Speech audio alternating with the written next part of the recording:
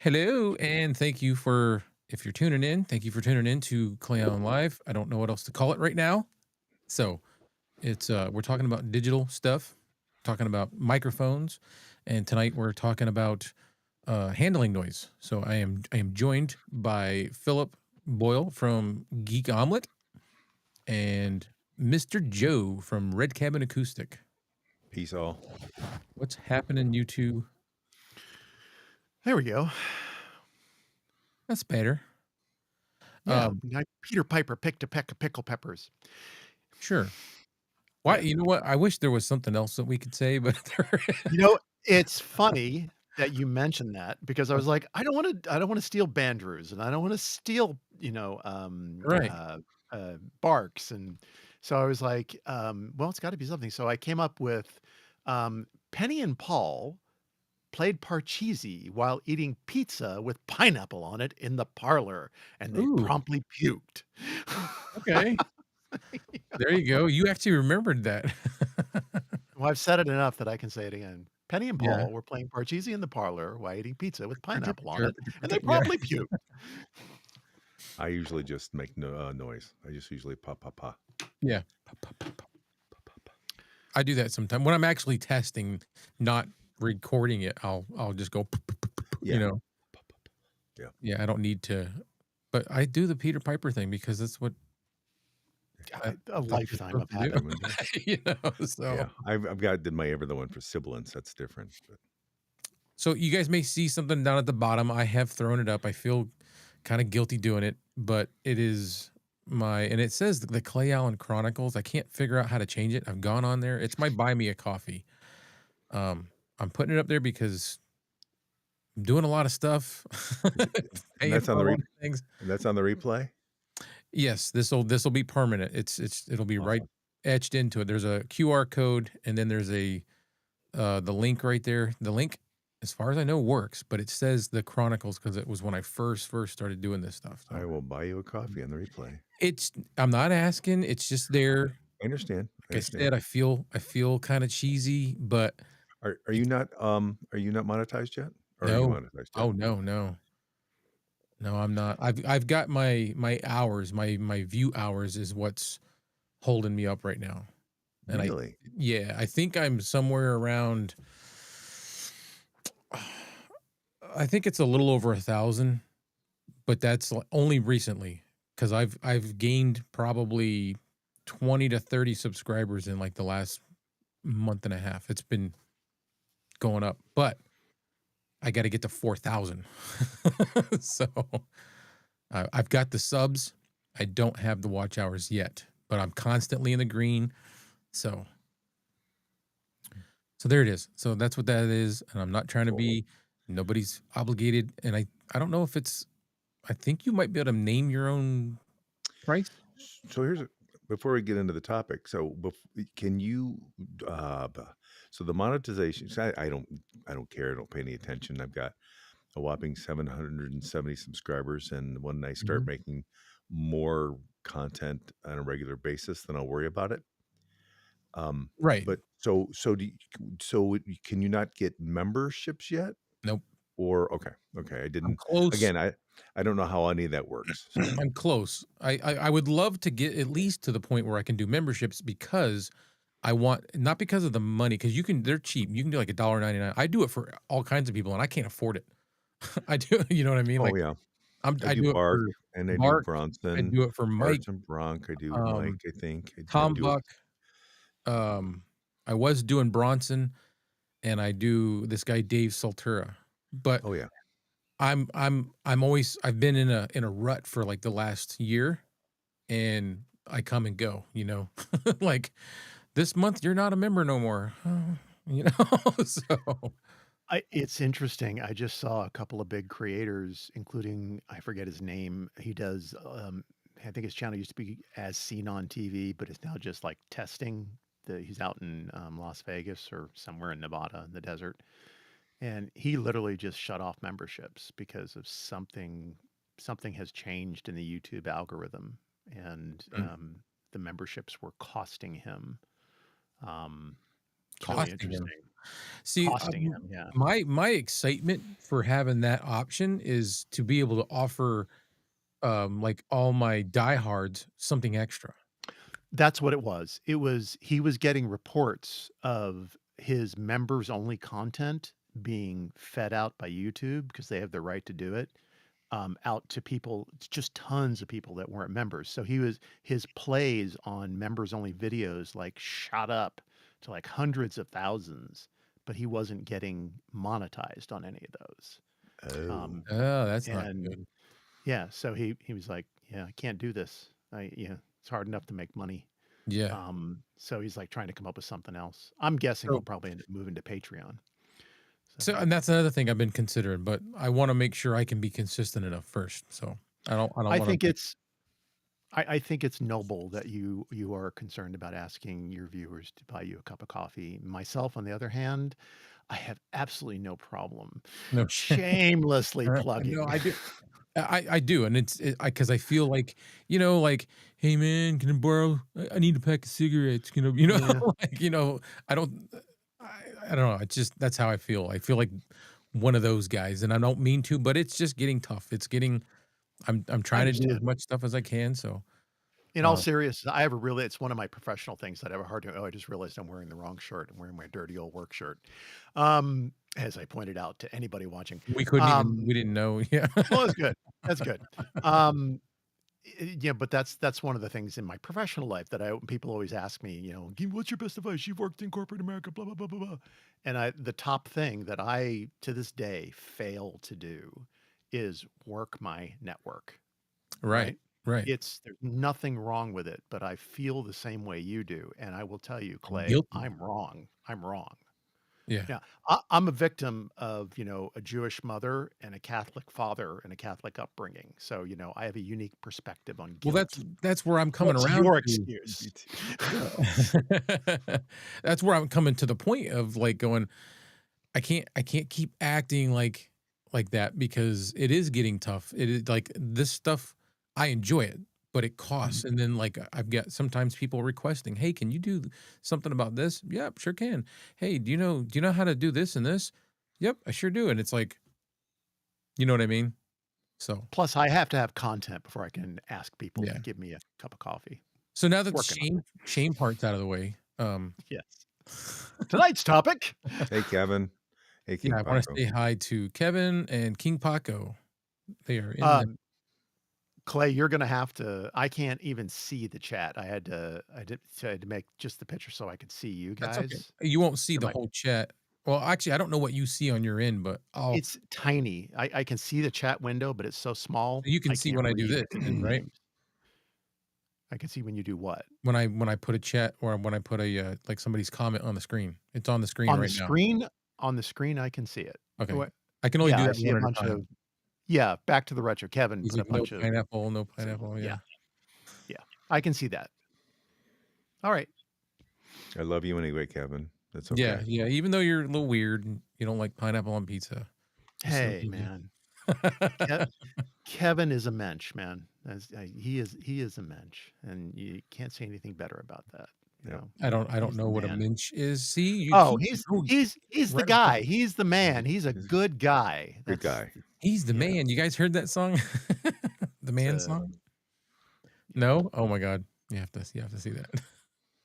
Anyway, so that's what we're talking about tonight is, handling noises, and ways to, well, I don't know any ways to make something have less handling noise, but from reading Philip's text messages, I've kind of learned that there are ways to cut down on Well, some of that.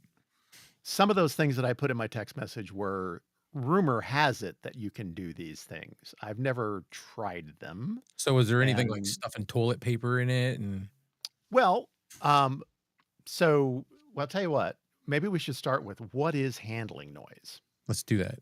So the few people watching. And narrow it down, right? Or for later on to put chapter markers in, we can decide to step through this. Yeah. Want to start with handheld? Is that what you want to start with? Yeah, I mean, Yeah. honestly, when I thought of this subject, it really was handheld because I mean, nobody has any business. Well, I guess that's not true. SM7Bs get moved around all the time, and that's And why. that's the goal that you're trying to accomplish, is making Mhm. something sound as quiet as an SM7B. Can you hear that? Yeah, just a little bit. And you can't eliminate handling noise, No, is no, my understanding. no, but you But can dull it. get ready for bad, though. Here we go. Let's see. Okay, Testing 1, 2, 3. Testing 1, 2. Okay. Can you guys hear me? Yeah, I'm we going to turn can. that. I'm going to mute the old one. All right. Oh yeah, Okay, so that felt like you're like knocking right into my head. well, Don't. it's because he is, It right? sounds that way when you do that to my head. This one's so bad that, well, actually, the cable noise isn't that bad. But So is that, are you? Is there a name for that? Is it, or is it a flashlight? it's mechanical noise is the microphone? Yes. Yeah. This is a Sinal. Uh, uh, oh, I'm blind.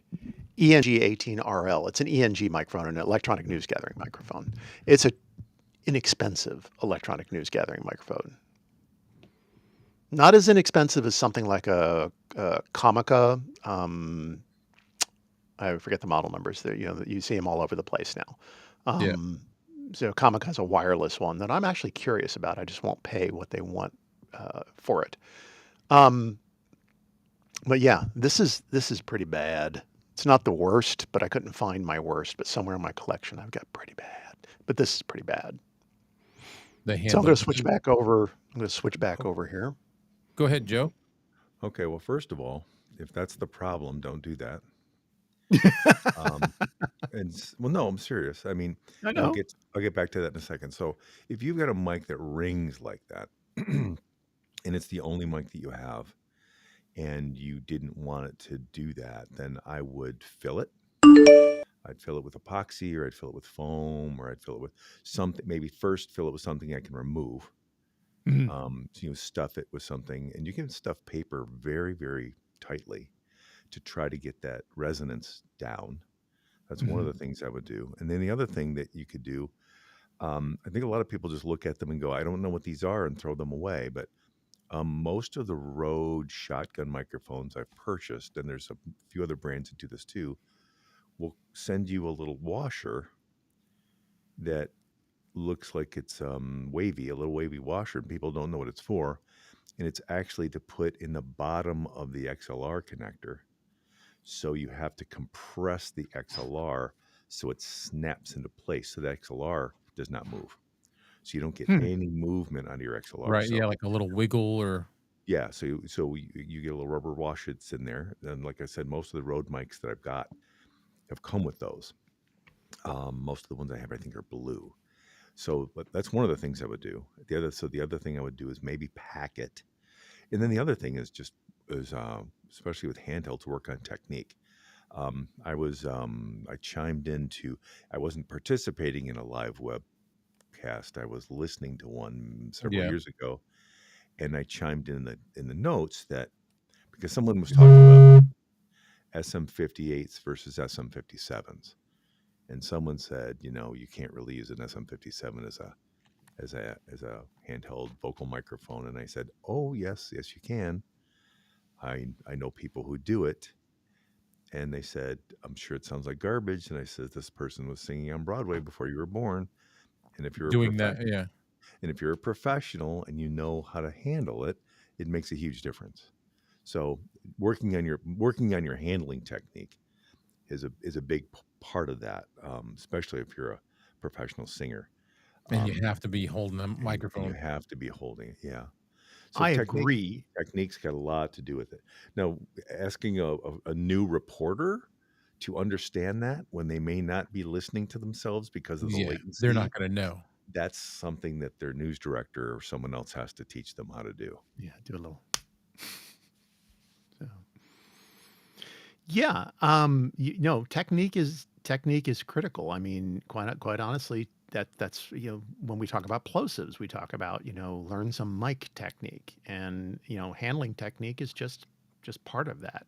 Yep. Um, but it's nice. You have to admit it's nice when you have well, I mean, you did the SM7B, but here's the SM58.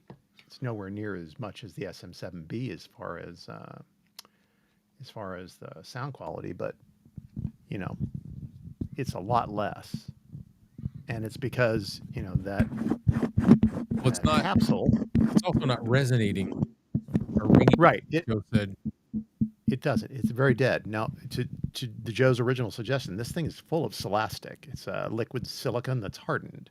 Yep. So that makes a difference. But also, the capsule is in a mounting bracket, a rubber mounting bracket that is isolating it somewhat and reducing vibration. Oop.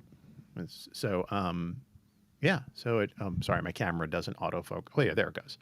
Um, and it's not the only microphone manufacturer that. Let me mute that. There we go. It's not the only microphone manufacturer. Shure is not the only microphone manufacturer that pays attention to this and works toward it. And I want to give him credit. Alton Brown has a great video on YouTube where he talks about handling noise specifically. And, that guy's been in the industry probably, well, much, much longer than me.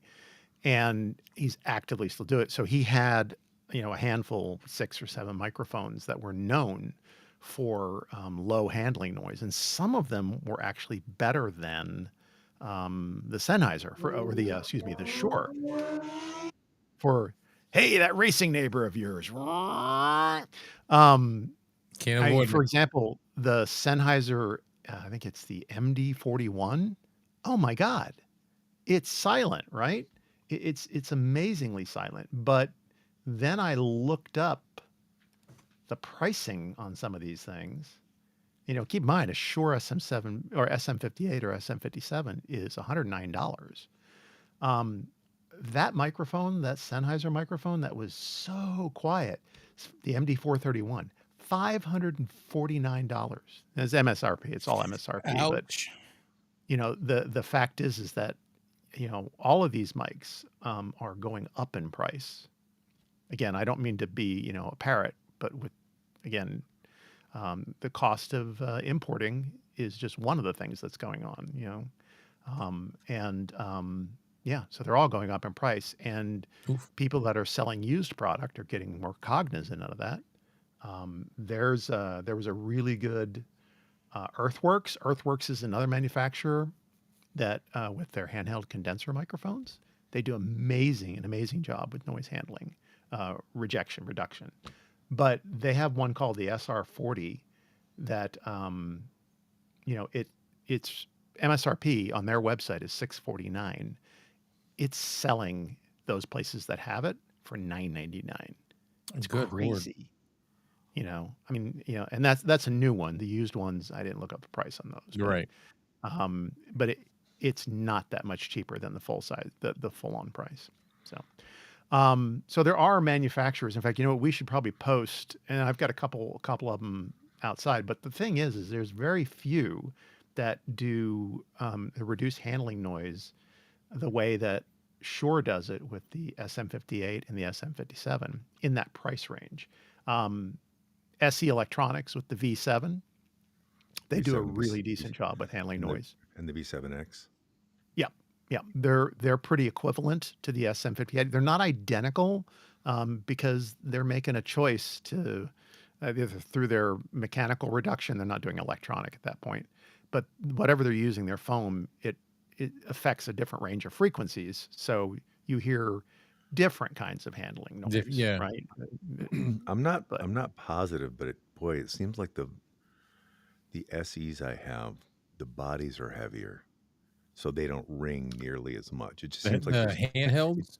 yeah, it just seems like there's more mass. Now it could be wrong, but that's what it, my memory tells me, that they are just they've got a little bit more mass to them, which means they would ring a little. They would the resonance frequency would be a lot lower. I would Less, right. think. yeah. Yeah, I mean, that's my guess.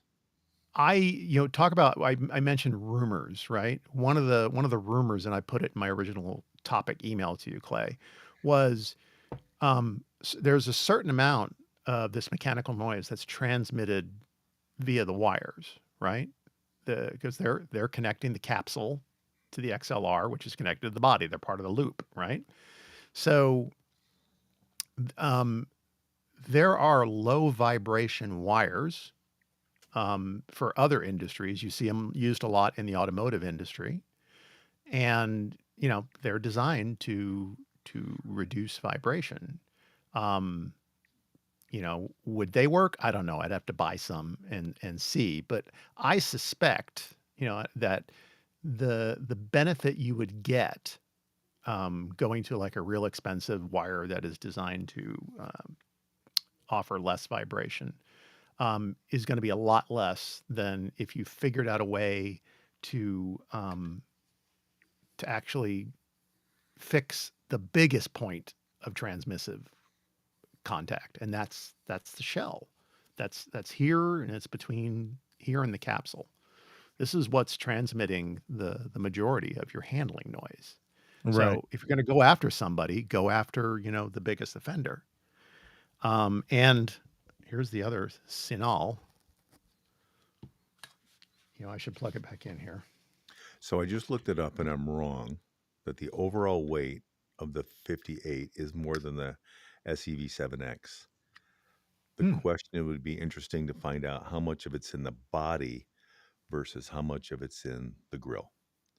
That might make a difference. And it could But also be, it also might have to do with the rubber handling of it, right? Or the rubber mounting of the capsule, or the their formulation for the grill. handle itself, the metal that's used in the handle could be different too. Yeah, Probably right. is. Yeah. Um, so this is the same thing. I got this idea. This is just neoprene hose wrap. You see Right. this on air Like pipe conditioning insulation lines. or So I thought I'd do a live test because I bought this like a year ago and I never did it. But Well, I'm glad you brought your props, because I've got things to say so about that. uh, okay, you know what? I should put my headphones back on. now, are you putting this on the outside of it? Well, yeah, that's all I can do right Yeah. now. Okay. Sorry, folks. This is live. It's okay. And testing 1, 2. Okay. That's what we do. So unmuting. All right. So, and you hear that ringing. I'm not tapping it. That's just my hand losing Barely even contact. doing anything. Yeah. Right. Okay. So let's put that neoprene sleeve on it.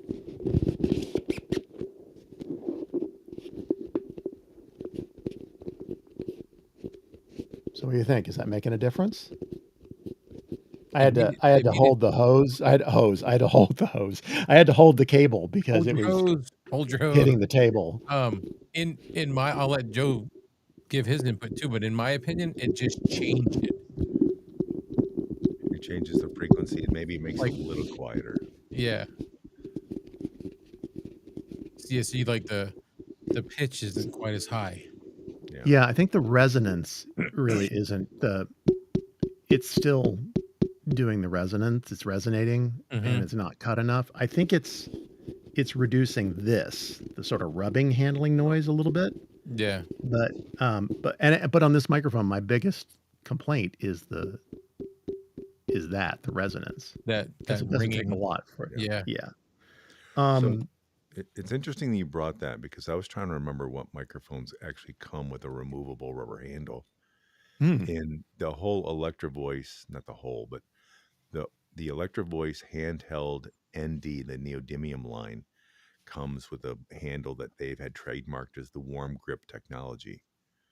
Hmm. So if you see an Electro Voice and it looks really skinny, it's because it's actually missing the rubber handle that's replaceable on it. So they had Electro Voice had an extra replaceable handle for theirs. I know that that's at least one line of people Hmm. who did that, but I don't know of any. I'm not saying there's no others. I don't know of any others. I don't know of any other companies that have done that specifically. Right. It's a slight muffle, says Kevin. Yeah. Yeah, it Yeah. is. You're absolutely right. CD Dog 1995 said the same thing. He said it muffles Yeah. it a bit.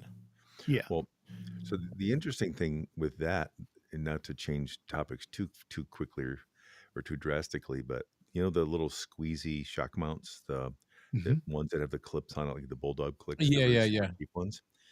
I have those of all different sizes, all different sizes, and I've gone to the lumber yard and I've got you know the the pipe wrap that you can put on your cold water pipes, your air conditioning pipes, so they don't condense, or your warm water pipes, your warm water stays warmer as it gets from your Yeah. water heater to your Pipe shower. insulation. The Yeah. pipe insulation, because you can get that in all different sizes. Well, Hmm. I cut that so it matches the width of the squeezy things, and I make them so I can put my AKG C1000S in a holder, Oh, yeah, because you're shock filling mount. in the gap a little I'm bit. filling in the gap, so I use the foam in the squeezy things to make shock mounts for microphones that typically come with hard mounts. So I do that thing, Philip, except not for handheld, but to Hmm. make it fit in a squeezy mount and to give it more isolation. So, Hmm. Yeah. No, that's a good idea. I do that to get rid of other vibration and noise that might not be from handling, but might be from the atmosphere or through the architecture of the building or So whatever it is. you're doing it to But make that bigger collar fit a smaller diameter mic, but in turn, it's creating more shock amount. and a lot of these mics are made with hard mounts. They're not made for shock mounts, but I may want to further isolate them because they're sitting next to a drum kit, and I don't want Yeah. any Oh of that yeah. stuff coming up through a stand. So I will often do that. Is it pretty? No. Do I make it as pretty as possible? Yes. Do most people walk in notice that it's, a homemade thing? No. I know, but it's fine. It's If fine. you're It not looks on great. camera with it, it Right. doesn't matter at all. Doesn't matter. It just matters how it functions, right? You just want And, the sound. and let's be honest. In one of the previous episodes, Joe, you talked about the fact that uh, the RE20, the they had in the material, the original materials, this is not meant to be on camera. Right. This Right. microphone is not, Oh, and ri it oh, they doesn't stop people from putting it on camera. You know. No, and I've also seen other people's podcasts where they talk about, do you really need the giant shock mount for it? And the answer is if the answer is yes, it's yes, and if it's no, it's no. At the Right. radio station, when you have it above a 32 channel board and you're moving it around and you might be shuffling CDs or preparing the news or answering the phone and all that, or talking to your sports team on location through the board, yes, it's really handy to have that giant, ugly shock mount. Hmm. Do I often use it when I'm at home in my studio or in my booth? No, I don't need it in my booth. it's too But much. when you need it, you need it, right? Yeah. I So think I think that's a really good point. And if you're a one man show in your studio, like we all are, then you're good to go. As soon as you start having guests, though, live, I mean that's the unknown.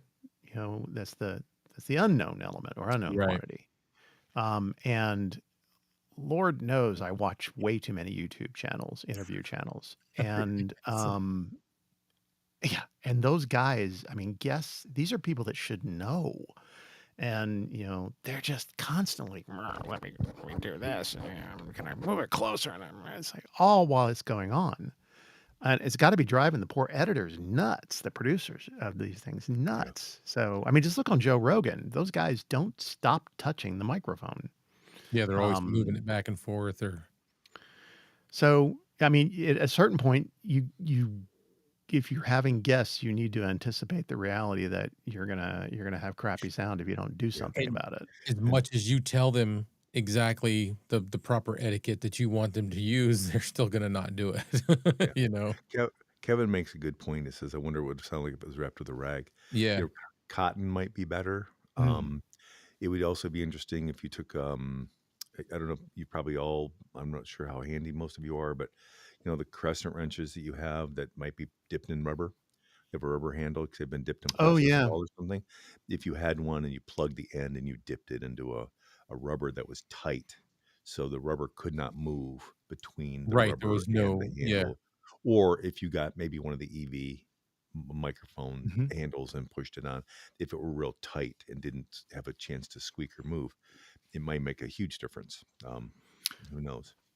Yeah, I'm the yeah, you're absolutely right. I mean, one of the things that, before my mom passed, we brought her out here to live, and I have a den in the living room, and because the nature of her illness, she needed to be where she was in the house, and so I converted the den into a bedroom. We threw up an air wall, and I was really concerned because it was right off the kitchen.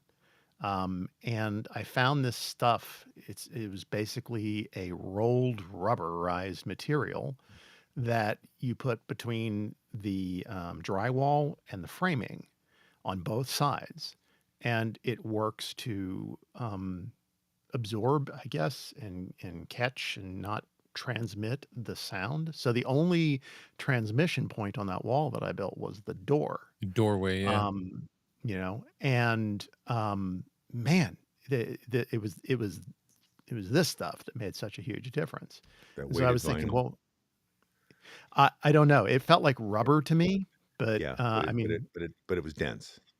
yeah, it was meant for studios. I Mhm. bought it at my favorite store that they chose to close down here, which was the Habitat for Humanity Restore. If you've got one in your Oh, area, yeah, those are good they're stories. wonderful. You Um, got that there? That's awesome. Not anymore. No. The guy who runs, I don't even know his name, but the guy who runs the San Diego chapter, for the San Diego stores decided it wasn't worth it, the money to keep the stores open. And Yeah. I'm sure he ran the numbers, but none of the other Habitat for Humanity regions have shut down. So I don't know. But yeah, I no longer have it. I loved that store. I was actually gonna do a podcast called Re-Stories, and then they Yeah, shut down. that would yeah.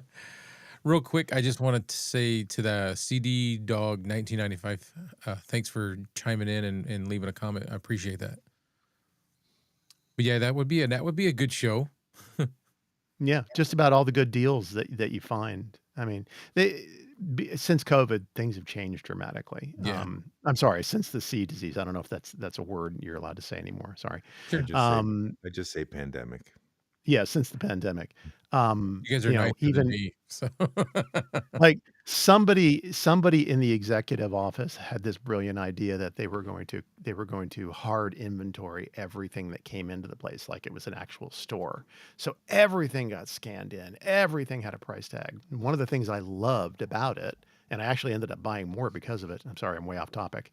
Was I used to love to fill up a bag with stuff from the bins, and then I'd just take it up front to the manager and go, "How much?" He'd look at it, and he'd How give me a much? price. But as soon as everything had a price tag, that all stopped. You Mm, know, they basically had no control over it. It's a shame, but I loved it. I love that store. Support your local Habitat for Humanity or yeah, Habitat for the Humanity Restore. restore. Yeah, Restore, yep. It's a great cause. doors. Help build housing for people who can't afford housing. That's critical, even especially in these days. We build several houses on campus every year. Oh, Oh, nice. that's wonderful. We open That's, up the main parking lot. They bring in the lumber. The students come. They do all the framing, set them up, clamp them together, take them down, put them on a truck, take them to someone's place, and build the houses. It's a really cool So thing. it's all like prefabbed walls heading down the road on a truck. Except that we make it. I mean, Right. we make yeah, it. They that's bring in the cool. lumber. We make it right there. They put it on a truck. Yeah, we prefab it, and then they take it away and do it. It's a really cool thing. Yeah, and That's then neat. That is very and cool. they do support the stores, and all the theaters I know support the stores for doors and props and light fixtures and everything else. It's a really Yeah, great they're resource. amazing places. I've got a buddy of mine who lives outside of Knoxville in that area in Tennessee, and apparently, because of all the manufacturing that exists in Tennessee, all the furniture manufacturing, Hunter Fans is there, stuff like that.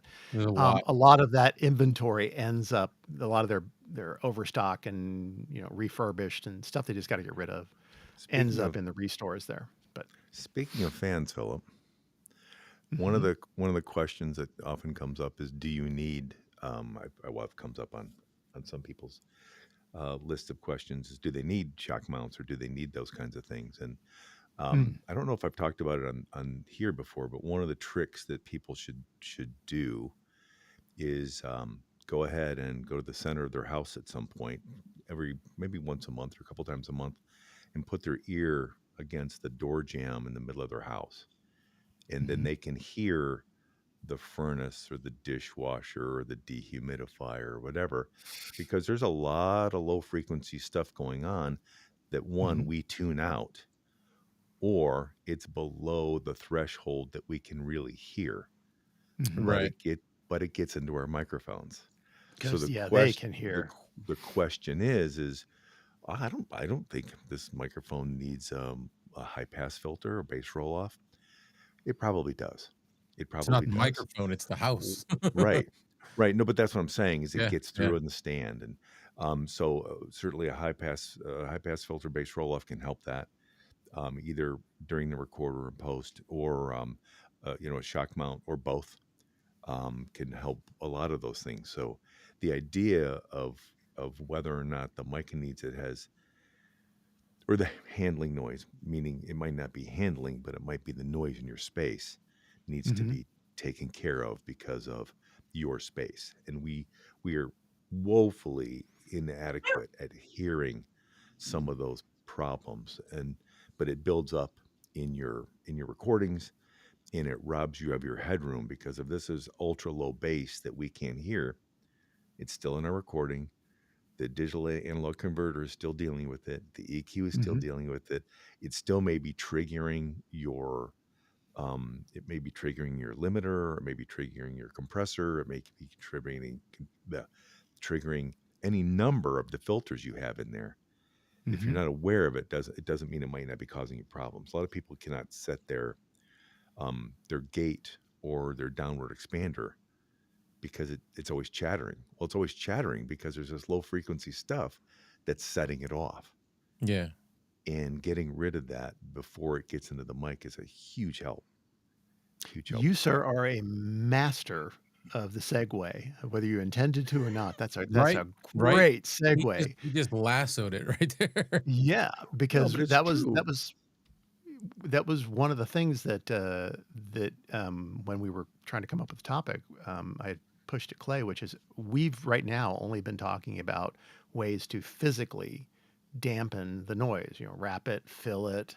We didn't talk about it, but you can open them up and try and isolate the capsule by putting a rubber washer, in between it where it makes contact, if at all possible. We talked about changing the wires. That's all physical ways of reducing it. But one of the questions I had is, okay, there's sort of the shotgun approach, which a lot of microphones they have Yeah. cut filters on them, low pass, or sorry, high pass filters, which high pass means it's allowing the high frequencies to pass. Low pass means it's allowing the low frequencies to pass. I think I've got that right. Yeah, Yes? No? back in my day, we just called them a bass roll off, which made a lot more sense to me. Yes. You're absolutely right. You're absolutely right. And my question is, yes, you can do that. You can do that at the microphone, and most, even the cheapest interfaces these days, also, inside the software that comes with most of them, not all, offer some type of rumble reduction or high pass filter. I'm using a Vocaster 2, and I've got a Procaster that has an adjustable roll off, bass roll off. But my question is when you do that, you lose everything. So if you're cutting off at like and this kind of sound can go up. trying to think of, I don't know his name. Another YouTuber I was watching was looking at handling noise specifically, and a lot of the sound that he was detecting on a graph, it went up. You would think it's like around 100, but it was like between 100 and 500, where the biggest offenders were at on handheld microphones, and that's an awful high cutoff if you're going up around 500. No, it's not. Okay. No, no, no, you can't you just can't cut off Oh, you that high. can't. You can't. Yeah. Yeah. Okay. You Okay. just Good. I I can't because I wouldn't have anything left in my voice, Right. Right. right? I So can't do that. you Right. you can do that, and but then what's it doing to your audio? Yeah. Because what's the saying? Once you take it out, you're not putting it back in. Oh, yeah, and I would only suggest taking out the lowest rumble at the record stage, Mhm. But but so I have a point here, and this is a question to you. Where would you say is it's okay to cut off to when it comes to, because you work at a radio station, so you've got to have the right sound going out. I think, well, in the best of all possible worlds, it depends on the person's voice and it depends on the microphone because you don't wanna usually cut out the fundamental of someone's voice. Sometimes you can cut out the first fundamental if it's really low and you're not gonna damage it too much, but you lose a lot of their character that way. So it depends on their Mhm. voice and the mic in the room. Certainly because of 60 hertz in the hum we often get Mhm. because of 60 hertz, that tends to be pretty safe. It depends. Certainly with women, you can cut out a little bit higher than Mhm. with men right off the rip. But it depends. It really does. I get it's not hard and fast. Then I'm sorry, it's probably not Yeah. a fair question No, to no, try and pin no. you It's down, just, but I mean, I mean, 60, 80 hertz is probably very, very safe. mhm. Um, and depending on the mic, how steep you want that to be in terms of how many decibels per octave. How because you can start up higher and make it more gentle slope, or you can Mhm. start at 80 and make it very aggressive, and make sure you're not getting any of that buzz. But if you got a studio that's in good working order and it's real quiet, then it's probably depends on the room. You know Yeah. Yeah. what kind of standing waves you have in the room. Do you have computer fans? Because you can just notch those out. There's a lot of different things. So, So and I wanna try. I mean, you're right about everything you said, and there's all kinds of noise that you have to eliminate. But for the sake of just, I don't want to confuse people. Prior, we were talking about what physically you can do. I don't know what you call it, analog, or to reduce the handling noise. Um, is there, and like I said, I've seen videos that say you can go up to 500 hertz, and the handling noise they were detecting on the microphone they were using. I think it was an SM58. Honestly, no, it was a Beta 57A, which apparently is much more susceptible to handling noise than an SM58. Um, but yeah, so if it's just handling noise, you got to wonder, you know, where they should start. And you're right. Your advice is actually right on the money, which is just try, experiment, and see if you've got the ability to do that. I know on my Vocaster 2, you've got a two-position rumble reduction, and Yeah. then there's a Very. three-channel EQ, and the bass EQ is much higher range than the rumble reduction is. So it doesn't give you a whole lot. The good news is if you're using a Vocaster 2, that's you got a computer, and there are all kinds of plugins, both cheap and expensive, like Isotope is a good It's brand. good. They've That's a got a good one. Yeah. variety of them. Yep. Um, so yes, you can play around with it and try and eliminate the sound, but I would say, and I that you just got to be mindful. You're going to have to test and try, just like you said, Joe. Try it out But with because go those ahead. like those plugins like Isotope, you can only use that for pre-recorded stuff, not live. Well, you can do it live if you're using like a Mm, virtual audio device, yeah. but you got to be careful with those because that's what screwed me up with my Vocaster was one of the I had downloaded a few to try, and Hmm. one of them I think it was the one called Parrot Hmm. was it. I thought I thought I was never gonna be able to use my Vocaster again until I removed all of that, and then it went away, and now I can use it again. Oh, you Yeah, figured out the culprit. It was a plugin. it was a Okay, one of the plugins, yeah. And it was a cool. plugin that I wasn't even using. I had, like, used it once and then just, like, turned it off, and but it was putting in that loop back, some sort of Gosh, a computer program that won't uninstall or go away. Oh, well, oh I got it my. out. I got it out, but I did I we spent when I tell you hours, Know Your Joe, you've seen him in the live chat on, me and Kevin's show. Me and him spent the better portion of 15 to 20 hours over the course of a weekend trying to figure it out and couldn't figure it Wh out. Eventually, we did. what What are you you got there, showing us? Joe? I am trying if I can figure this, if I can get this running here. It's just an analyzer. One of the things that can help you check out your room. You can download them fairly inexpensively. Mhm. Um, this one's actually just running on my Kindle. You can get them for Android, and you can get other things. And what it will do is it'll just tell you where all the frequencies are in your room, and if you've got any standing waves or consistent Oh, wow. noise. You can also check out where the fundamental is in your voice. You can use it as a tuner. There's all kinds of these kinds of tools that are Now, super helpful. to use Mm. something like that, your concern is not so like I do gear reviews, but budget gear, like mostly budget gear. And most of the people that are buying the gear that I'm reviewing, they're probably not gonna they're not gonna know that. So No, but what doing that is like if you're doing it at home, like voiceover stuff or well, no, if I'm in my well, the first time I used that, in the studio. They replaced at work. They replaced the air conditioner on the roof, and there's a rumble. I open this up, I look at it, and I can tell what frequency that rumble is at. and then cut that out. And I can create a EQ curve to help cut that out, or I can tell isotope or whatever to watch for that. I can build an That's EQ cool. curve for that. So I'm just saying that We're there's different ways of handling these things mhm. earlier or later. I want to make sure that we get to Kevin's question, some Yeah, good he's got a questions. couple. He had a question Mhm. about homebrew or homemade shock mounts. I don't know if he was looking for something specific, because there's lots of different ways. I don't know Mm. if he was here when I think he was here when I was talking about putting the foam in the squeezy shock mounts for different microphones. Other things you can do, like on stands. I've been in places where there's a lot of rumble that came through the floor.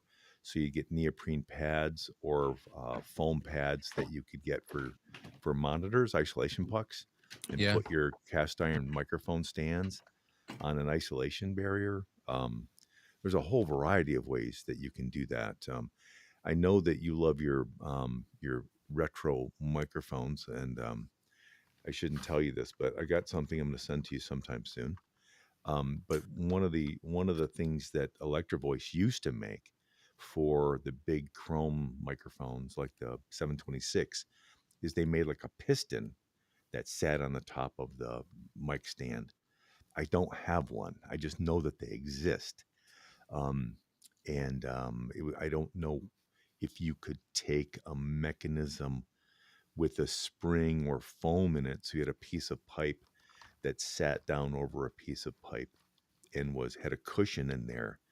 If that could be one that is on gravity, I'm not sure if you had a retro looking mic how you would suspend it here. Although, like I said, I could put a isolation pad under the stand. Um, I've also I've also hung microphones before and put them on elastics. Oh, yeah. So if there was any vibration coming through, you can also loop your cables. Um, so your cable doesn't go from the floor directly into the microphone, goes up the stand and then does a loop. So that sound, if it's coming up the cord, some of that energy will get burned It'll off get by dispersed. changing direction. Yeah. Yeah. There's a lot of different little tricks like that with like lav mics. You take the wire up and you make a loop and you stick it in the back of the clip. before it gets to the microphone. So a lot of that sound won't come through the wire. It gets dampened by the curve in the wire.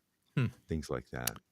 And I'm bouncing back to the analog solution, but hey, solutions. I know from my days, dealing with headphones, transmissive noise from the headphone cables, it can be a big deal. It's surprisingly on some of the most expensive headphones that when I was at Sony we had, there were issues. And so we ended up, after we launched the product, going and finding third-party companies that specialize in custom cables and made sure they had the mount that we used. And you can solve that sometimes by aftermarket solutions.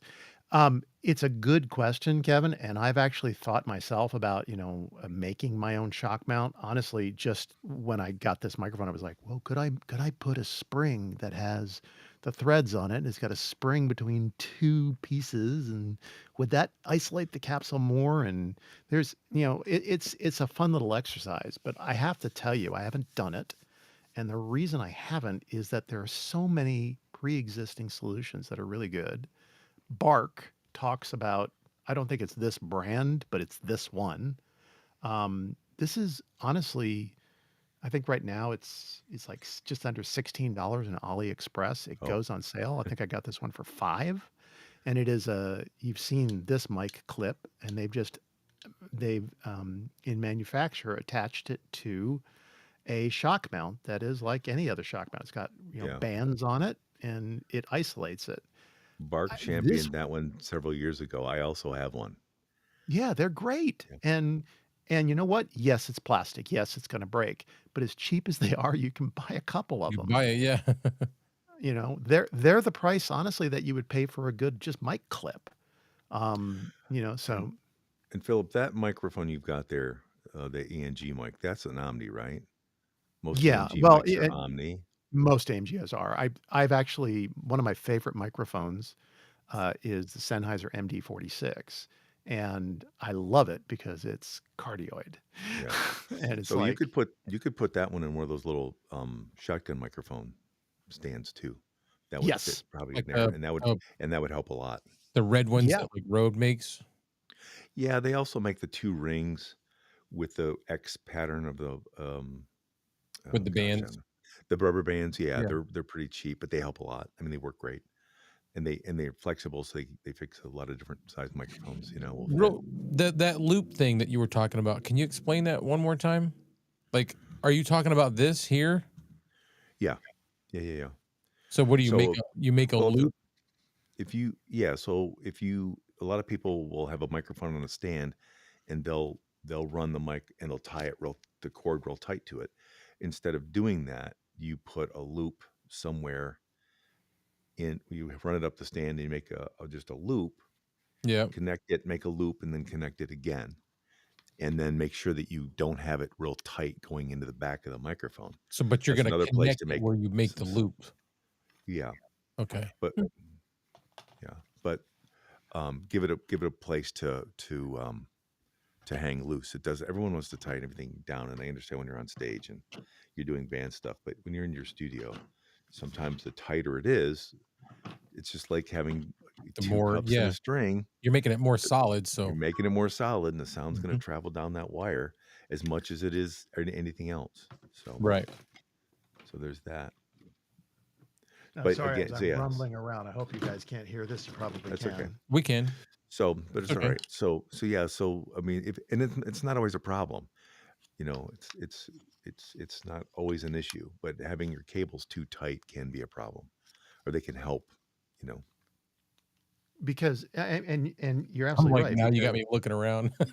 your cables are a big source of mechanical noise, of transmissive noise. Honestly, all I've done with mine is put them where the provided hangers in the, boom arms.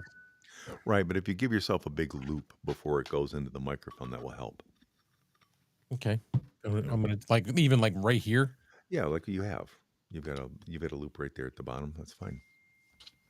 So like So I usually do that. I'll set them up and then I'll bring out enough slack. And I didn't know what you were telling me. I just do that because it made sense to me to keep Is it. that something like that, Joe? Yeah, except it doesn't need to be that big, but yeah, that's the Right. idea. Yeah. Or don't make contact with the body in the loop. Yeah. Like, you know, do the loop at Yeah. like Yeah. right there. Now you got me wanting to. So Rode, this is a Rode cable, and Rode Mhm. they have a little rubber tag on them. Is that little rubber tag meant to place it wherever that cable's going to touch? Don't know. Oh, it's probably there to wrap it when you put it away, I would think. No, no, it's just a little rubber tag. Like, Oh, I'm not Or it's sure. just marketing. hang on, I'll show you. I think it's marketing, but I'm I'm I just Speaking as a former and I marketing positioned scumbag. it in a spot where it's going to keep the XLR cable off of my quick mount. Okay. So it's not solid. It's not touching. Yeah. The other thing is that when you're shopping for microphones, look at the specs because like this 3000 here Yeah, there you from go, like Phil. 1999, um, it it has a it was originally sold with a hard mount only, a nice rubber hard mount, but only a hard mount, not a shock mount, because it has a really good elastic suspension for the capsule. Mm, So some condensers have a really good interior shock mount. Later on, they started selling them with the shock mount, I think because people wanted a shock mount. yeah. Hmm. Even though the microphone was pretty well isolated, they started selling them with the shock mount, the H85, because people just wanted it. So Get, So let's see if I've done this right. I'm gonna rub the cable like 2 feet down. I don't know. That seems a lot less, I actually. can hear it does seem something, to. but I don't know if that's just the sound through the air or the sound through the cable. Right, but I think that's through the cable. I think it's through the cable because if you connect the cable down, if you connect the cable down to the stand Mhm. and still have the loop though. Does that make sense? So you've got your The port on cable's the back of the down. mic, you've got your loop, and then right after the loop, connect it to the post. Mhm. I need a little post tag to And do it, see but his yeah. loop? It's not even much of a loop. Yeah. Yeah. I think every little bit helps Yeah, Every is, yes, every little bit is a helps. good point. It's dude. making a huge difference. I think everybody is. Well, there's not too many people watching, but I, for one, learned something really valuable tonight with that. Whoops. Like I do it anyway, but I'll be more mindful of it to make sure. Maybe I'll even put in a loop. So, let's spend a few minutes talking about how some of the manufacturers do this. Not that I'm an expert, but there's some interesting ways. We talked about the cut filters, the low pass filters, the bass. I'm sorry, Joe. What was the term you used The which one? for Oh, a high base roll pass off. filter? Base Bass roll off. roll off. Right. Um, we talked about digital using plugins if you have the ability to do that. Um, there have been some interesting solutions. For example, one of the mics I mentioned in early on was this. Now, I'm sorry to say it doesn't work. It apparently this capsule design is unfortunately known for being problematic. Um, but this is the AKG. This is a D330. This is the ABBA microphone. The microphone developed for ABBA, the band. Those of you who don't know who ABBA is, and this had a very I've seen multiples of these. But there's two capsules in this, and one of the capsules is basically designed to hear frequencies around the more commonly negative sound effects like handling noise, and then cancel them out before it gets to the main capsule, before it gets out to whatever your device is. And from all everything I've read, it did a pretty good job. This is, if you can find one working, this is considered to be quite a prize of a mic. And they had multiple mics that did this in the line. But I think what I've heard ultimately is it was just so expensive to repair, to fix, to that, they decided it wasn't worth producing anymore. And in all fairness to AKG, they're probably producing 3 or 4 microphones that will do what this microphone will do, because Right. you don't need a microphone that does all of those kind of. I mean, this has got 3 different high cut filters and 3 different low cut filters built into it. It's got a total of 6 positions for a handheld microphone. I wish it worked. I love Alton Brown. I mentioned him again. He had one of these in one of his videos, and I'd love to have this working in my collection, but I'm a geek. So You can't why get the doesn't capsules anymore. is So a capsule bad? It's not just a yeah. fix. So Capsule bad. the main capsule has gone bad, and the sub capsule works. So basically, all you hear is Oh man, because it's that will be an detecting. exciting microphone to mess around with, though. Well, and to your point, right? That's exactly how the variable D works on the Electro Voice microphones. It gets rid Mhm, of the proximity effect. It gets rid of the frequencies that we usually hear from the proximity effect with the variable mhm, D.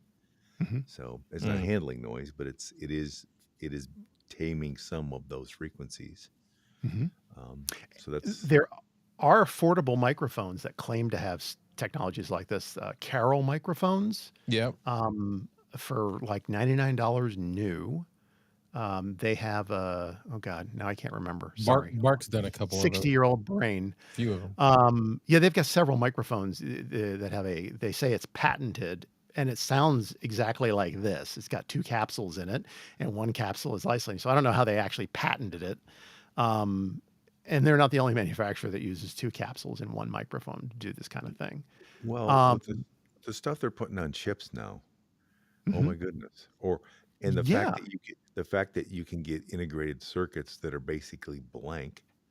There are a bunch of transistors, and you can flash them with firmware to make them whatever you want is Mhm, kind of crazy. So the cost for doing some of the custom electronic chip work has just dropped incredibly until the chip mhm. factory burned. But anyway, The yeah, chip I think factory burn. well, there was a whole bunch of there was a tsunami and then there was a fire and Ugh. over the last decade, there's been a lot of problems with getting chips. Um, Yeah, when I was right before I left Sony, well, no, actually not right before I left, like I remember 10 years before I left Sony, and that was like 11 years ago. There was a flood, there was a tsunami, and the battery factory in Thailand, got swamped, and we could no longer. They had the majority of the inventory for the chips that Sony puts in their lithium-ion batteries, and they couldn't get those. And so, we had an issue with batteries that utilized our info lithium technology, which is just Sony's way of keeping people from buying knockoff batteries Right. because it's safer if you only use Sony batteries. Maybe in some cases. Um, it's also safer if you let Sony keep all the profits, or whoever manufacturer, insert name here. I'm only mocking them for fun. I love that company, but still, a lot of the things we say Right. for Yeah. marketing purposes are shameful. Um, Although there are batteries out there that explode, lithium ion batteries. So, I'm sure they had some good intentions. Um, so, Joe, you king of the segue.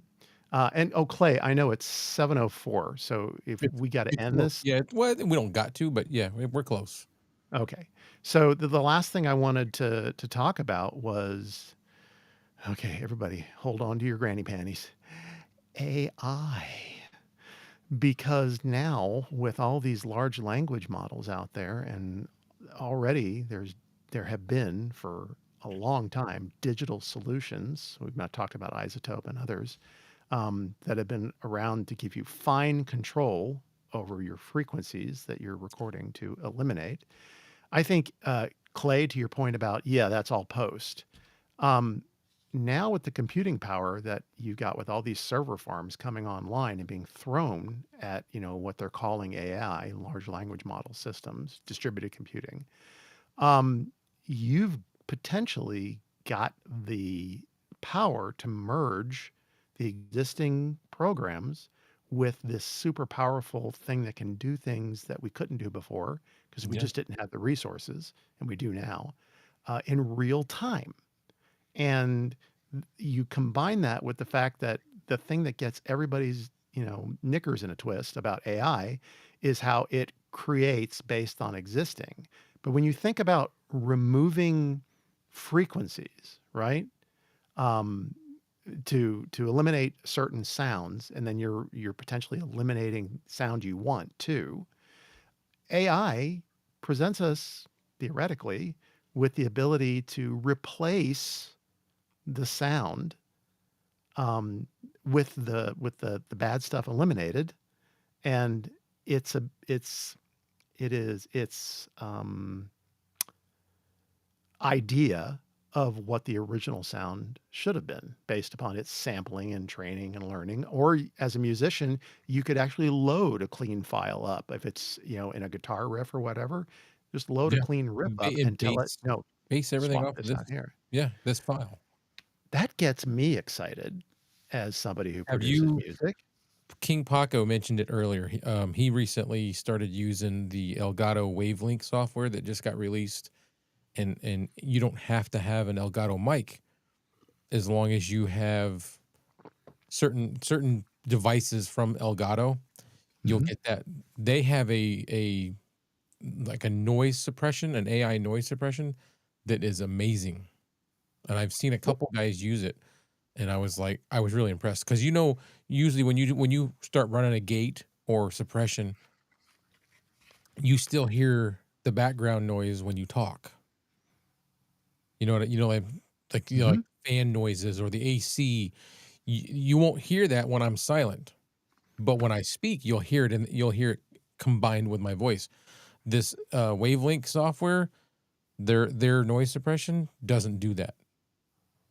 When you speak, all it hears is your voice. So one of the reviews I'm working on is this Boya mic that I bought from Bark, the Boya Magic, So are the two jelly and beans in it? Yes. yes, and while I have my problems with it, which I'll talk about when my video comes out, what they do really well, he said "do do," what they do really well is their AI noise canceling. It's amazing. I mean, the limitation is just the capsules are so small Right. on the microphone that it's just you can tell you're talking on a on a wireless lapel mic. But um, there are manufacturers that make like Sennheiser Profile Wireless. It's got a much larger capsule in it. It's a Sennheiser microphone.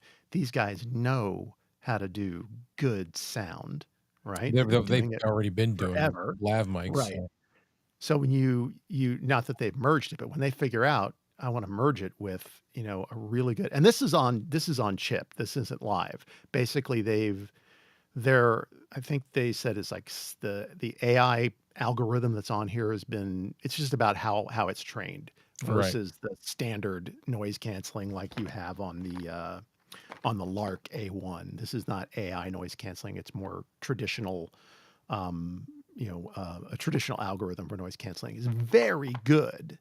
But where this is using, I don't know, 200 samples, the algorithm they claim is like got, I don't know, 750,000 samples that it's able to pick from on the chip on the device. So,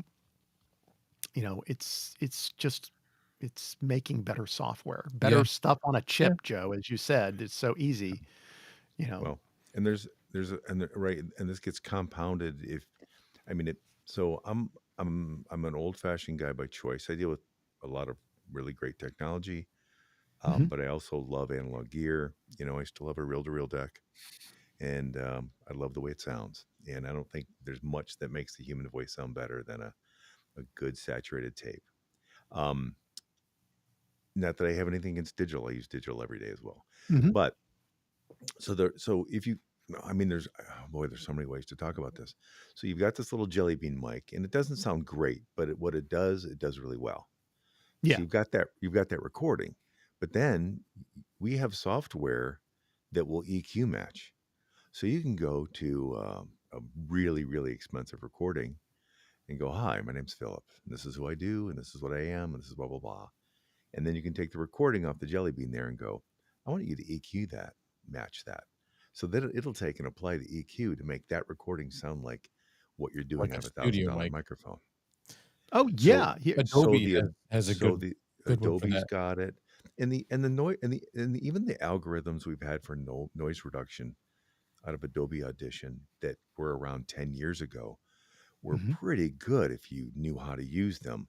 But now the increasing quality over the last couple of years has just gone through the heavens.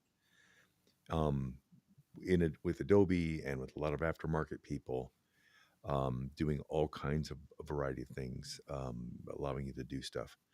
And I'm just taking a little tangent here to sort of explain to you sort of the ways in which AI can help because we've heard Clay talk about using AI to help him meet with EQ curves. And I'm digitizing and trying to publish some old music that I did 1,000 years ago. Some of it's buried on VHS tapes or SVHS tapes, and some of it's buried on cassettes. Things I've found that I just want to share with people that would care. Yeah. It's not really SVHS. that Yeah. important, except that I went to AI this afternoon and I said, hey, I said, I'm looking at these tapes and I'm not sure how they were if they were encoded with Dolby B, Dolby C, Dolby S. I have no idea. Can you give me some aftermarket or some curves that I can use to apply those and they said, well, sure. Would you like me to create a handout or a one sheet explaining all the different Dolbys and what they do and everything? I said, yeah, that would be great. That'd be awesome. And then it said, hey, would you like me to create a VST plugin for Reaper that you could just then import the audio and apply this plugin for Dolby B? And I'm like, that would be great. So Yes, I would, it please. built me a plugin to Look drop at you into Reaper. putting a programmer out of work, you bad man, And you. then That's good. and then No, I but said, I've for his got own these, use? but the thing Yeah. so the thing with these IA prompts is the better the question, the better you get Mhm. out. Oh, And yeah. Mhm. I'm not trying to pat myself on the back, but it's interesting because AI will say, "Oh, you know the difference? Oh, okay." And then we'll take you down a path of these. Yeah. So I was saying, okay, so I've got these videotapes and I know that they were recorded with noise reduction, but I'm not sure how. And it was like, well, if it was linear, then it would be B or C, but it could also be FM modulated if it was a hi-fi track. And we had this whole conversation about the potentials of what it could be and how it may have been encoded. And then it finally said, why don't you upload a section of the audio from this VHS tape and I will tell you how it was encoded and how you should move forward to clean it up. And I'm like, oh my God. No, so stop right there. Everything you're saying is a perfect example of knowing what to tell it because Ask it. Yeah. you are somebody who has a lot of knowledge and you're putting that knowledge in there and just like you said, once it realizes how much like you do know, it'll, oh, okay, well in that case, and it It was amazing. Mhm. It was do you want us to build you a plugin for you to drop into Reaper so That's you can crazy. it's like, sure. Yeah, okay. Download it. So that was just oh, amazing. And Kevin had a question. Yes, I wanna make sure I hit that, and I'll Yeah. put it right on the screen. He says he's Yeah. curious with the experience that you guys have, what is the biggest trend over the years in mics that make you kind of cringe?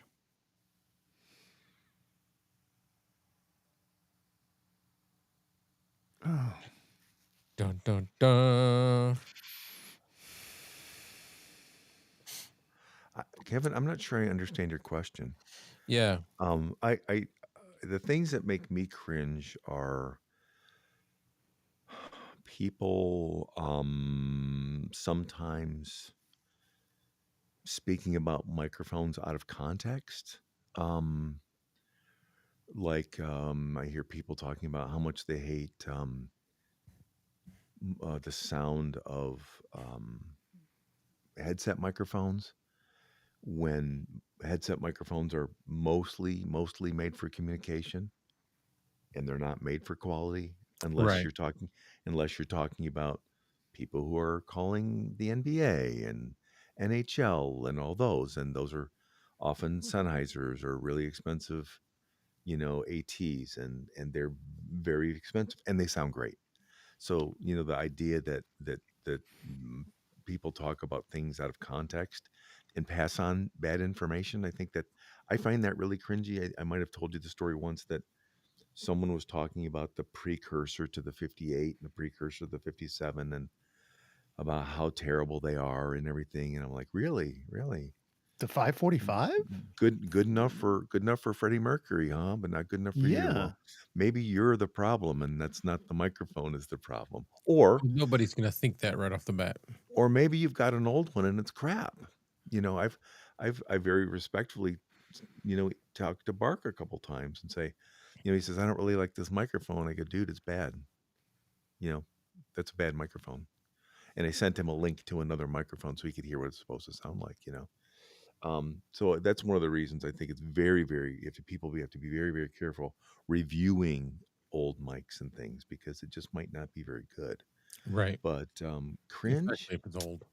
I think that the thing that make me cringy is I did a guest lecture to a business of acting class last week, and the kids were like, "Oh, but I got this Razor Mini blah blah blah for free," and I'm like, "Yeah, that's what it's worth." Yeah, If you that want to get the voiceover, at least to spend $100 and get a 58 or 57. I know Mhm. you don't might have spent 500. Get a used King B or you know what I mean. Stick with that's a something good decent. brand. And it's like if you don't want to make the investment, the four of you, five of you get together and buy a little kit that's worth something. Because if you buy a 58 for $109 and you decide you don't want to do this, you can sell it for 70. Yeah. I mean, you rent it for a But year for $40 or whatever. If you buy yeah, good stuff, the retail on it's pretty good typically. So I think that the amount of junk out there is what it's one of the things that makes me cringe. Not that it's all junk. I think that Bifaley and Fine Fine and some other countries, some other companies have contributors, put yeah. out some really good things, especially for the price. I mean, quality control. I'm not sure. I love my 699D. I plugged in Yeah. another one the other day, and I go, "Oh, I don't like this. I don't like it at all." But then again, I plugged in an AT 2020 into the same mic line, and I hated that too more than I normally would hate an AT 2020. So I think there might be something wrong with the cable. There's a problem with the preamp on that channel or something. So I've got to go back and check that. But I was surprised at how bad it sounded. But I didn't blame the mic. I won't blame the mic until I go back and double check. I left all the cables in place so I can go back and track And it do it, because yeah. I was surprised at how bad it sounded. So If anyway, you get that result out of more than 2, then right. it's not the mics. Well, no, but the AT. I mean, these are AT 2020s that I have for banging around the studio all the time, and the 699D, and they were both plugged. I had five dynamics plugged in for students to try them out, Yeah. and I had five condensers, and they were both plugged into line 5. So both of them that were bad were in the same channel, which makes me think it was the channel. You know Right. what I mean? So cringe may be the wrong word. Maybe pause and just ask, why would they do that? I'm looking at Kevin's question. Yeah, so he said, maybe not so much cringe, but make you pause and think, "Why would they do that?" I would think the junk is which bugs me the most. There's so much good Yeah. stuff out there. There's so much good stuff out there. And I mean, maybe that's, I mean, I know that, you're a marketing guy and I'm not really an old hippie, but talk about the Restore. I buy so much stuff from the Restore. I Mhm, buy so much stuff from thrift stores. I'm way into. I've never owned a new car, partly mhm. because I'm not loaded. But I just I'm not a very good capitalist. I'm really not a very good capitalist in that way. I like old things, you know. Um, I'm much more like Kevin in that way. I think back to the retro. I Very really like. retro. I'm in this old cabin. So I think that the amount of new garbage just drives me a little crazy. Yeah, I have to agree with E-waste, you. I mean, e-waste. yeah, that's a huge problem. That's another show we could talk about. Um, the the thing that comes to my mind, and this is the kind of thing we should probably ask that kind of question this week and then hit it on the next show. We're coming back. But off the top of my head, there's the old man shouting at the wind part of me that cannot stand when somebody does this. Yeah. I That's know the I'm TikTok way. old. I That's the know, TikTok way. but damn, Well, don't. it's because Um, they don't know how to EQ it. They don't know how to yeah, hang it, So they're just and they using don't know how proximity to get and that. they but don't know how to EQ it. talk about handling noise. I mean, your hand is so close to the mic element. I mean, you're just so many reasons not to do that, especially when you can just go get a popsicle stick or something and just Clip it on the end of that. attach it to it. Yeah. I mean, Put it on a spoon. duh, Yeah. just don't Are you hold it. using that Yeah. mic? Are you using that mic? No, I'm not using that. Oh, I'm okay. not. It is on because when you take it out of the I case, it saw the turns light and I on. was like, "Wow, that sounds really Yeah. good." No, Like, no.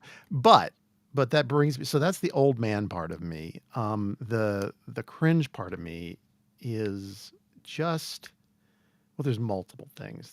Joe's right. There's so much junk, right? And I get it. These are companies that are trying to sell products so they can make more products, so they can, stay around and be relevant.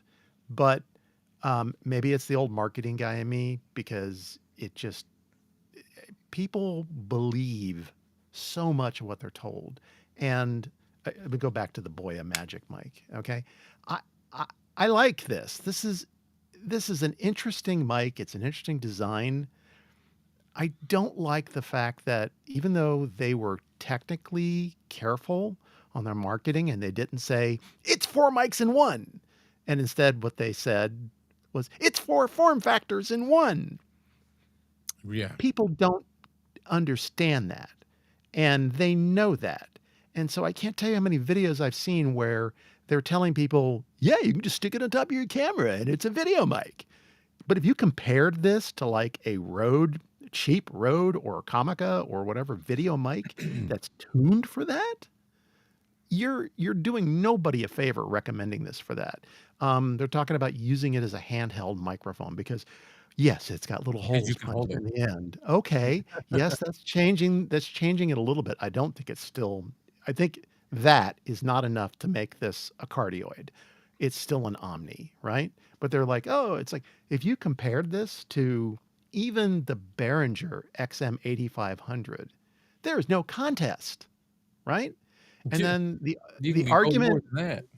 yeah, the argument that, well, you can just put it all in the case. It's so convenient.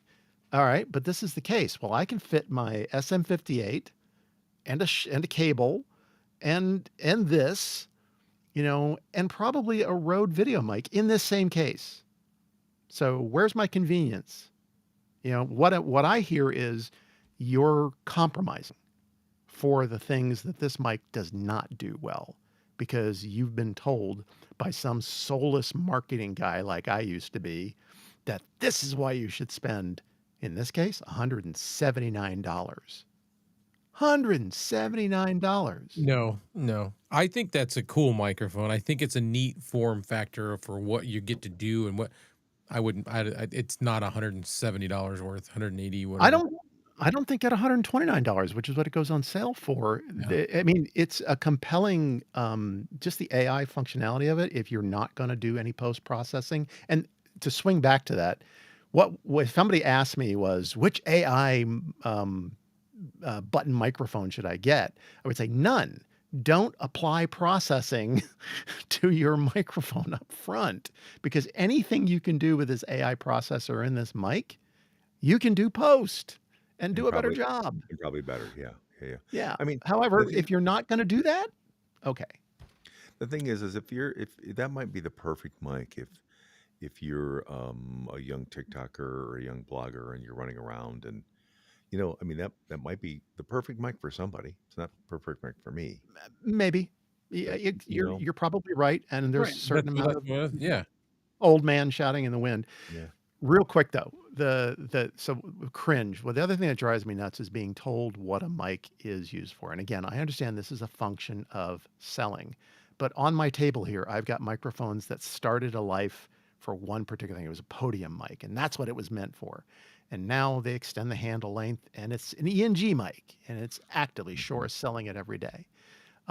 I know you've got to categorize so you can produce as many products as you can, but I just think there's I mean, at a certain point, it's a mic. It's got a range, right? If it's a quality manufacturer and a quality brand, I I understand why they're trying to pigeonhole it, but I just don't think that, just because they say it's an instrument mic. That's how Look at I the feel about this one SM57. that Joe got me onto. You've got one, Yeah, oh yeah, the Rode. What a the great mic. NT3. What a great mic.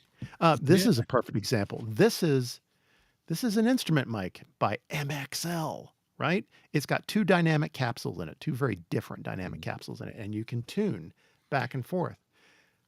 It makes an interesting vocal mic. My only problem with it is it's noisy. It whatever the board it's is in self here, it noise. makes a little bit of hiss too much. Yeah. But even that can be dealt with considering the sound that I've gotten out of it. So Okay. I don't know. So Philip, to your point about different microphones. So if anyone wants your Christmas or Hanukkah list, okay? Mhm. Um Recording Unhinged: Creative and Unconventional Music Recording Techniques by Sylvia Massey is a great Okay. book. It's a great book. It's all about doing stuff the wrong way and getting great results. Great results. I So love put that. that Yeah. put that on your list. I've got a copy. It's I should maybe do a book review show at some point. So Yeah. that's one. So that's because right there's like, and I told you the story about the SM57 is Mhm. I think I told the story on this show before where I was setting up for a band. I was working with Florence Henderson. Most of our listeners probably don't know who that is, but she was the mom on the Brady Bunch. She had a huge Broadway career before she ever did TV. I did sound and lights for her, and she, I was setting up, and one of my 57s disappeared, and I thought one of my interns stole it, and she came up and said, "Oh, thanks for getting my favorite vocal mic," and I'm like, "Oh, you're welcome," Yeah. because totally by accident, I did not get that for her, but I played along and said, "Sure," because I got her I went out and rented every high quality vocal mic I could find and just had them laid out so she could pick her own. And I had the agreement I had with the rental house is I want these for the day. We're going to work up the show, and then we'll rent one of these. We'll rent for the whole run, and it'll bring the rest back at the end of the day. And she ended up wanting a 57. And up until that point, I, like most of the rest of the world, said, "Oh, it's an instrument mic." Mhm. No, not necessarily. Not Yeah. necessarily. Yeah. And Break King a few eggs, that's what I say. Yeah. King Paco says, "I cannot EQ my microphone." Why can't you not EQ your microphone? He the cognitive part, he has like some issues. And I think Well, that's what he's getting at is that he can't his brain, he can't think how to do it. well, But he I tell people this all the time, especially when you're first starting out. Most people hate the sound of their voice recorded. Oh, yeah. Ask someone else to do it. so that's what we did. Ask We oh, had okay, him send us ask someone else to do it. yeah, Yeah, I had him send us, an audio sample unprocessed, yeah, and then we we ran it through to get him a bass, yeah. Use your you know, friends. Use your friends. Yeah. to get him a foundation, we ran it through ChatGPT, and Kevin sent him a basically a breakdown. All right, Yep. do all of these things, and then he was able to do it. Yep. He's happy with it, as far as I know. Yep. Yep. I get it. You can learn. You could learn. And if you don't want to learn, like ask for help. Professionals do this all the time. I mean, most of the people that do voiceover professionally have engineers do their EQ. They don't do Doing it their own. for him, yeah, I mean, most of them are, I mean, I don't, this may sound terrible and I don't mean it in a mean way, but there's a lot of creative people that don't know anything about the technology. Most of the best musicians I know are lousy with the technology. yeah. They're They amazing musicians Mhm. because that's what they spent their life doing. but And processing it is not their thing. No, not processing or mixing is not their thing. yeah, Or, people who write, it's, something there's not everyone is good with both the creative and the technical stuff. So right. Well, I think we've worked our way through the We entire did, we did. We're at subject. Awesome. an hour and a half. Yeah, and I no, and this I was think cool. we stayed mostly on track once we started. We did. Yeah. Was the first episode 6, but it was the first time that we actually stayed Now, on track. we only covered one of the topics, Well, but, you started to crack into the other topic a little bit, but yeah. I can't even remember what the other topic was, Clay. Um, So well, you tapped into it a little bit. I'll tell you what it was. Just give me a second because I can't remember either. But you started to crack into it right here towards the end. Um, so you had noise, uh, the handling noise. handling noise was the second topic. The first Oh, one was the using a mic for what you want. So we did cover all oh, that. yeah. Yeah. Yeah, Yeah, yeah. we covered the 2.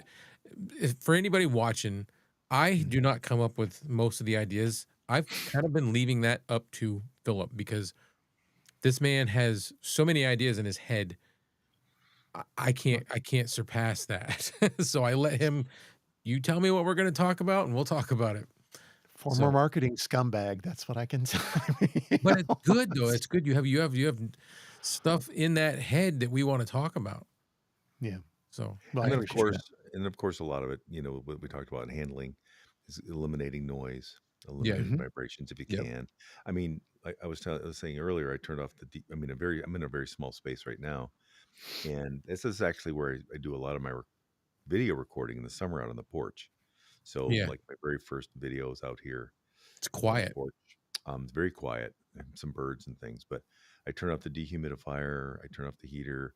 I have a little notch marked in the fridge, where I turn the fridge off, and then as soon as I'm finished recording, I turn it back on.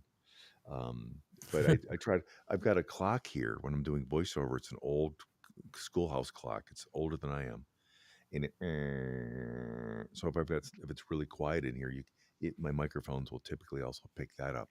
So I Wow. unplug when I'm doing work. I will unplug everything because I don't want to mess up the take. Mhm. And then I'm hoping that I the will original. say, if anybody hasn't watched his videos, you haven't put out one in a little while, but the sound quality is astronomical. Like you don't hear nothing else but him. Like, And I got to get you to do another thing that says the Clay Allen Review instead of the Chronicles because I oh, changed the name. I can do that. It was so incredible. Dude, you need to start submitting to be the trailer guy because as much as they've tried to find somebody to replace the "in a world," I've and while done Ryan Reynolds does a good job, your voice is made for it, man. I've done one trailer, and I've done one trailer, and I've done a bunch of stuff in Germany and Amsterdam, a bunch of Hmm. some rave things. Mhm. I've done yeah, well, the voiceover stuff is nutty. I've done all kinds of crazy stuff. I'm the voice of a hardware chain out in Oregon, Yes, yes, you are. and What's the name of it again? It's Fars Hardware. Fars has Bars. everything. Fars Bars has Hardware, everything. Yeah. and I do a bunch of, like I said, those stuff, a bunch of stuff in Amsterdam. I've done stuff for a nudist Christian colony.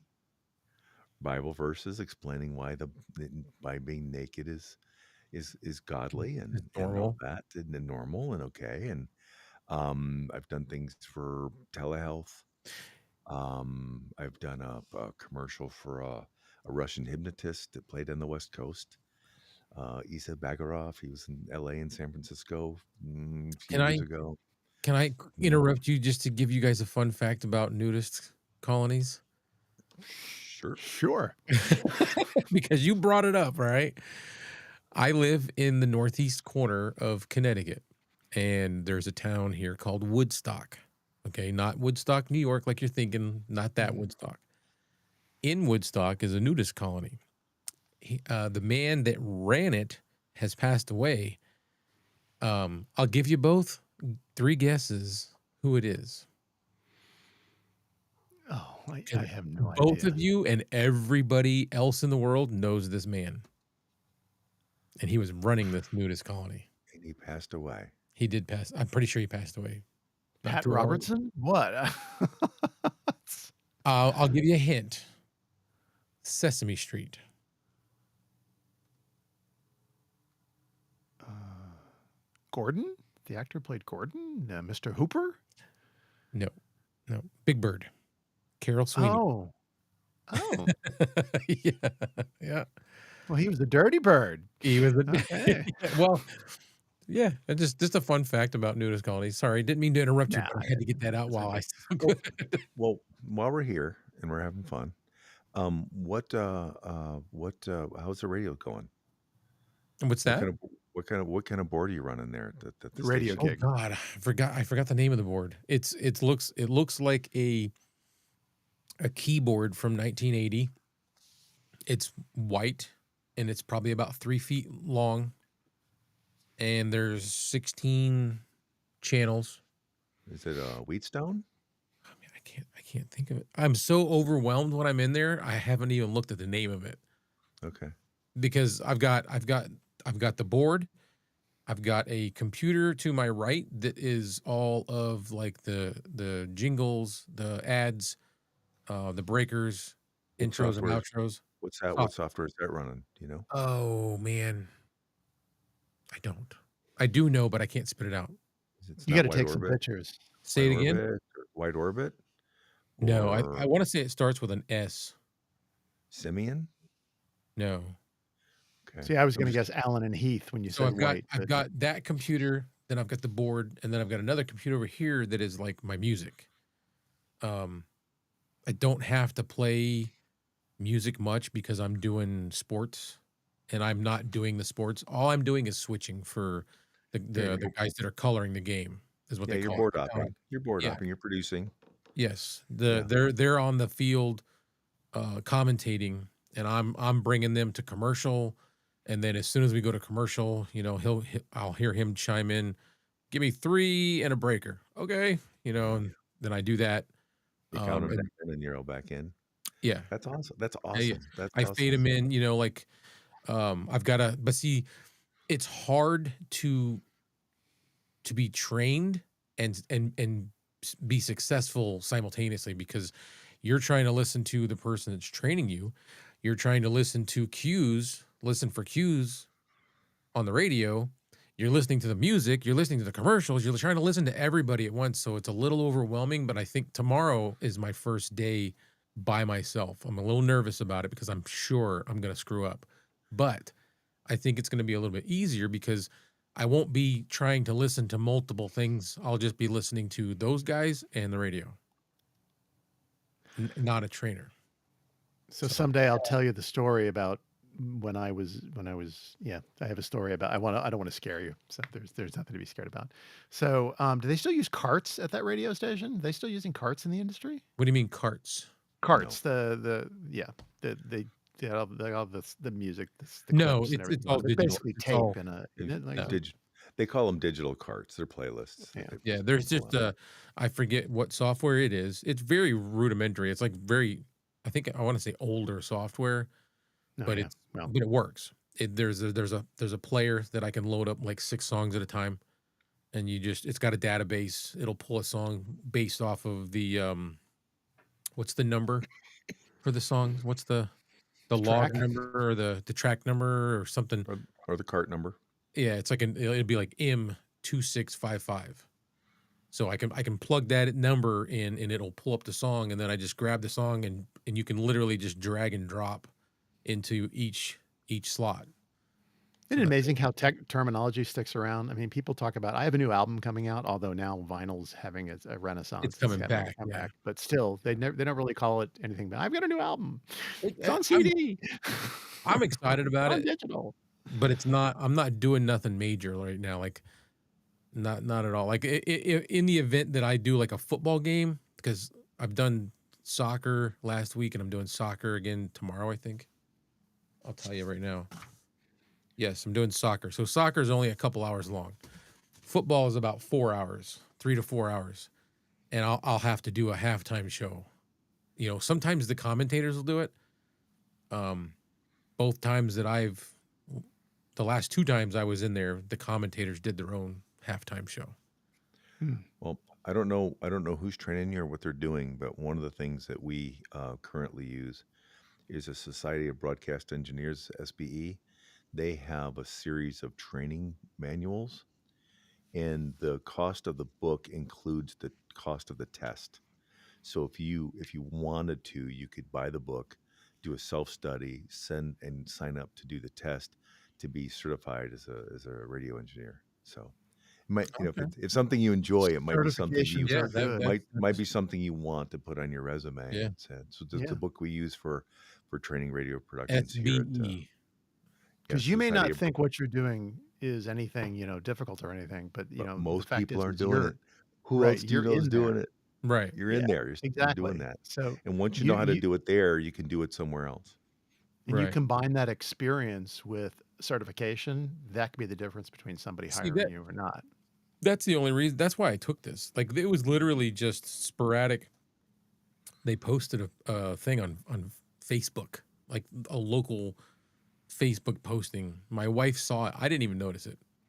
She saw it, sent it to me, and I was like, I'm going there first thing tomorrow morning. And I did. I went in and I was the first one to fill out an application. And as I was filling it out, this was funny because I said, I don't know if did you guys hear the story? I don't want to I repeat myself. I think I heard a little bit, I just asked so. her, I said, has anybody else come in to apply for this position? And she said, no, you're the first one. And I was like, oh, okay. I was like, well, you can take the post down if you want because you got your guy right here. And she was just like, oh, Confident. that's funny. I like your enthusiasm. And then the next day I came in to do like a shadow, like a job shadow, and I hung out for like 4 hours. I even was on the air for a little bit. And she came in and she was like, well, I wasn't going to do this. I wanted to, get a few people in here. She goes, but I think you're a great fit. I was listening to you on the radio, blah, blah, blah, blah, blah. If you want the job, it's yours. And I said, I'll take it. I shook her hand and I said, guess what? And she's like, what? I said, I told you. Nice. Right, but I mean, the things that you can do there, you can do voiceover there. Well, that's You what I can want do to, I want to try to you can get into do production. legal IDs, Mhm. voiceover production, Yeah. all that kind of stuff. Yeah, that's That's what awesome. excites me. I'm so Sitting there running a board, I'll learn that and that will be boring. It's the production that I would like to take part in. I would like to do some of the commercials, right. But some the of the thing is the more hats you can wear at a station, the better oh you're yeah. off. Oh no, Right. I'm all I about mean, that. good board ops are hard to find. Yep. You know, So back at it tomorrow by myself. that's awesome. Wish me That's so luck. good. Cross your fingers. Yeah, break a leg, baby. I'm gonna Yeah. try to not have any dead air. So, Well, congrats, man. Very happy yeah. for you. What are the call letters? Um, WINY. WINY. Yes. What Yeah. city? Putnam, Connecticut. WINY Putnam. Yeah. It's WINY 1350 AM, 97.1 FM. Oh, Ooh. awesome. 97.1. That was a rock station when I was Yeah. growing up in Dallas. Big hot Kevin. rock So station. they Do it, lady. simulcast on both. Huh? Yes. Yes. Oh, So they're awesome. part of another network. Um, after the games. So like the games, we'll go live with the games at 6.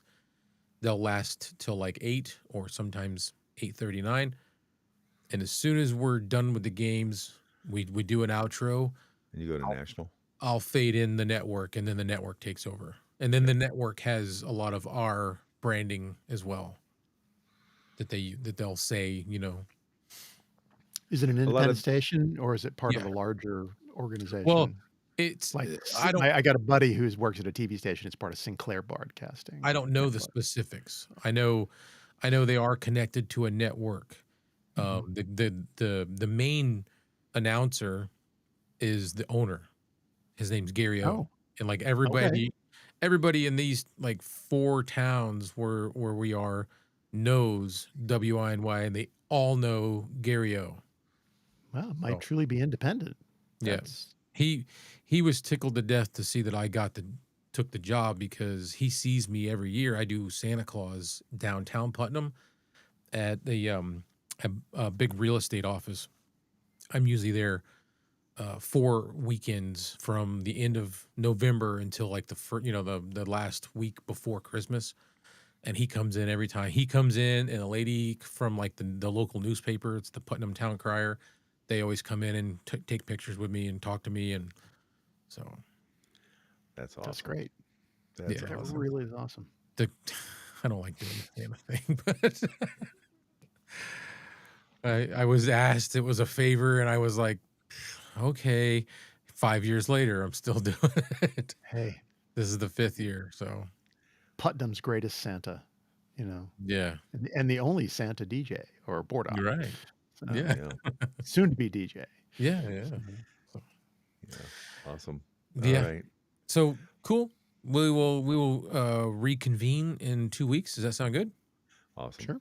I wouldn't. Um, I don't. I feel like I'm inhibiting Philip by not doing it every week, but I try Yeah, to. yeah, Clay, it's your fault I don't have any content up my channel It's except like for a Superman bug video and a on. scam video. It's balance. It's balance for me. So yeah.